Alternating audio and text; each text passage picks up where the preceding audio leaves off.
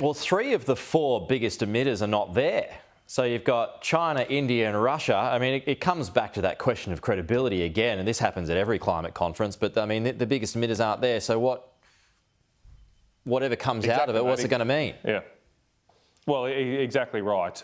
It's a massive snub again from those regimes, and just goes to show that the proclivities, the priorities of some European and half, I suppose, of the American political landscape are just completely warped and out of touch with not just the biggest emitters in the world, but these are the biggest countries in the world, in China and India, and their growing wealth will probably dictate a lot of how the next century or so plays out. And so to continue with this farce where these countries aren't even turning up properly, it's a massive distraction from the real priorities. And in the case of the other 4 there, of those big 4 in the terms of the United States, who knows what might happen tomorrow, our time. But if the Republicans take back control of the Congress, there's not going to be any climate action there either. Well, I mean, Joe Biden is sending mixed messages this morning and yesterday about whether or not to drill for more oil, which is causing a fuss. I'm tight for time here, Matt, but I do want to ask you about IR. We had the National Farmers on yesterday talking about unintended consequences if we push through this.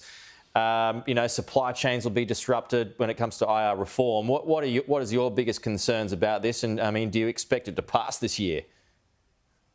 Well, I'm just waiting for the new government to start focusing on the problems that matter for Australians.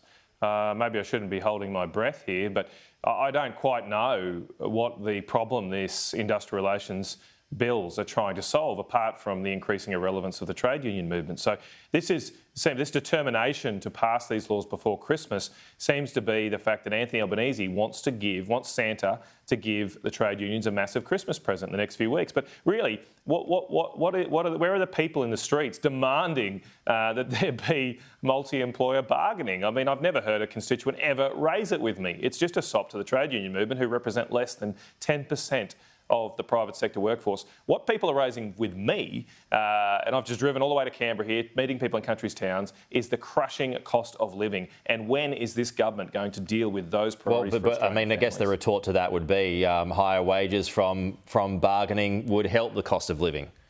That's not going to happen, because the only way you get higher wages is through higher productivity.